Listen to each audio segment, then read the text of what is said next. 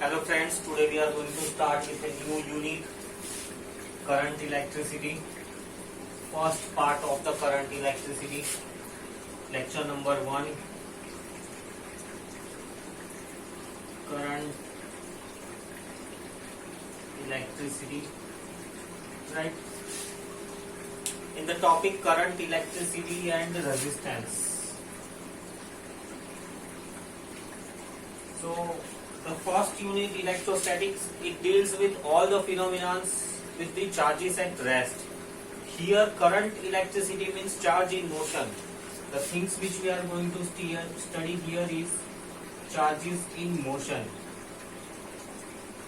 When the electrons they move, right, what is the current produced, the equation of the current in detail, the resistance produced due to it in detail, all those things which we are going to see.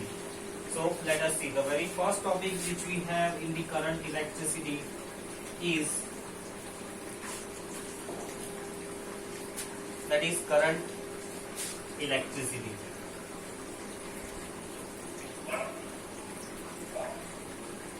So the current electricity, if it is defined in words, we can say that current electricity, it is study of charges in motion.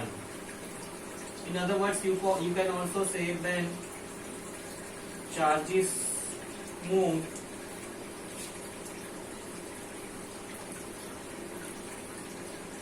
we say current, right? You say current electricity, right? All those words they mean same, that the charge is in motion. In short, you can say when the charges are in motion, right? Charges may be either positive or may be negative. Specifically, we will study about the electrons in the motion, right? Charges will specifically will study about the electrons in motion. So how does the electrons move, especially through the conductors, that we are going to see in this chapter. The second topic then which we have is current carriers. What are current carriers? So it's very simple. We have three types of the substances, right? The one we have solid, then the other we have liquid, and then we have gas. So in these three states of matter, what are the current carriers? What will carry the charge? So here in the case of the solids, we can say that free electrons, right? Free electrons. So also you can say valence electrons. The electrons in the outermost shell are called valence electrons. Those electrons, if they are freely available, then they are called as free electrons. Outermost orbit electrons, they are loosely bound to the nucleus and on supplying small energy. Let us think this is a metallic plate. Even if you just give a small tap, large number of free electrons will be created. So in solids, free electrons or valence electrons are the current carriers. In the case of the liquids, ions, right? We know that when you dissolve water, when you dissolve salt into the water, right? So NaCl, when you dissolve, it creates Na plus and Cl minus. So cations and anions. These are the charge carriers. These are the current carriers in the case of the liquids. And liquids, ionized gas molecules. Ionized gas molecules, they carry, right, charge from one place to the other place. Let us say there is a large amount of charge here. So because of this large charge density here, the air nearby it will carry the charge and start making an electric wind. So ultimately the gas particles they themselves get ionized, right, and ultimately carry charge from one place and they may distribute that charge to the any other place. So these are the current carriers in solid, liquid and the gas. Next one which we have is electromotive force. Electromotive force, EMF. Right, what do you mean by EMF? This is the main cause for the charges to flow. So EMF, its full form is electromotive force. How do we define EMF? In words, we define EMF as it is a force which compel electrons, or you can say which force the electrons. They jabardasti make the electrons to move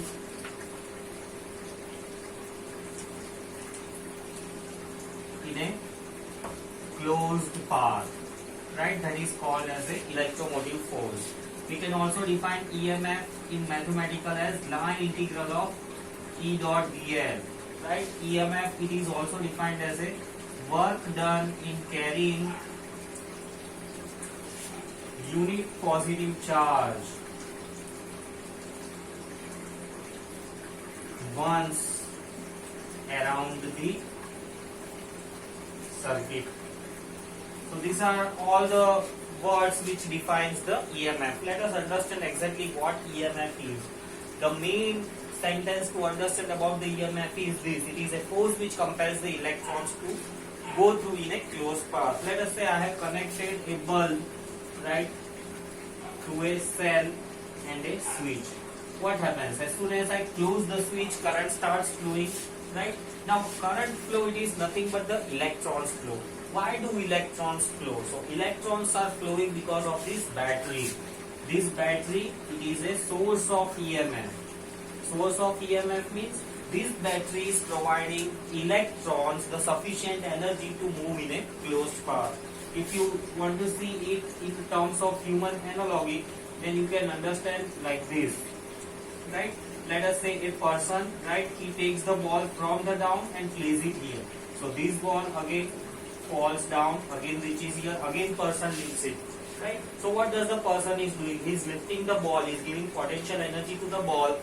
Then ball, because of that potential energy, is going around the circuit, again reaching to the person. So same way electrons, because of the energy received from the battery, they go around the circuit. Once their energy is completed, they again come back to the battery, take energy and again move around. That is what the EMF means.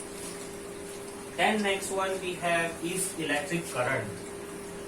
What is electric current? This is the main topic with which the chapter starts, right? So electric current, in words, it is defined as a charge flowing through given cross section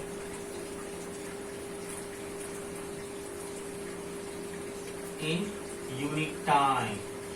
That is what the electric current means. If we write down in the mathematical form, then current is given as charge upon time. This is the simple formula which calculates the current. Now here, if the time interval is very small, right, limiting time to the very small, we have taken this limit. Limit means the time interval is very small time, maybe microseconds or maybe nanoseconds. If such condition is applied, then the current, this is the formula for average current. And now if the time interval becomes very small, then the current is called instantaneous current. This instantaneous current is dq by dt. So this is the another formula for the current. What is its SI unit? We know that charge, it is measured in terms of coulomb, and time it is measured in terms of seconds. So coulomb per second,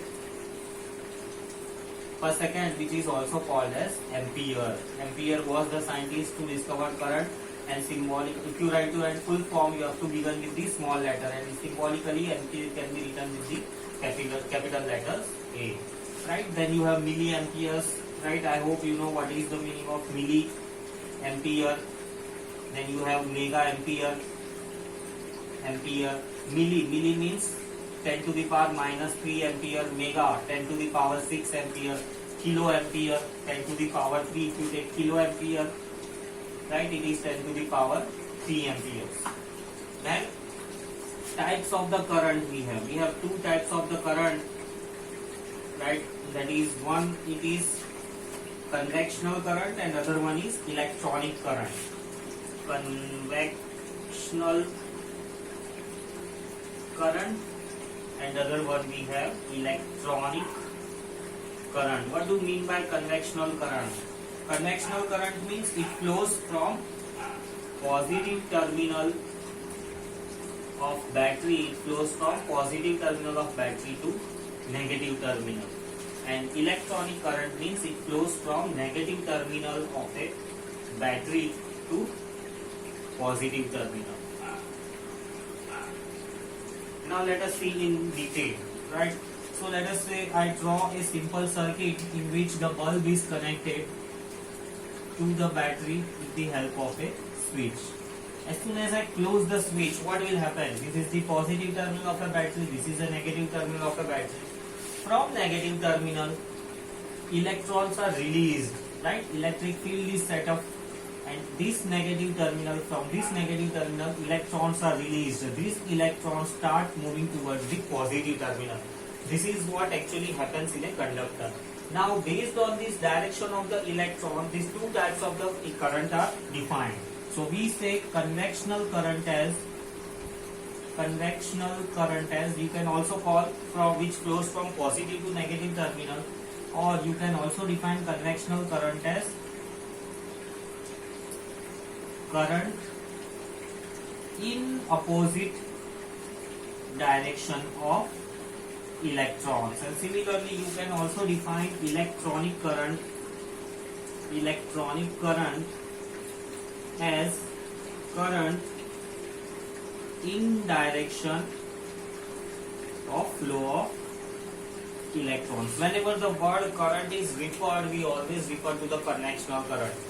Whenever we say that current is flowing, that means current is flowing from positive to the negative. We always refer to the convectional current. The use and its significance of the electronic current we will see in the part semiconductors, which is the last section of the standard 12. Hope you have enjoyed lecture. Please like and subscribe. We will continue in the next class.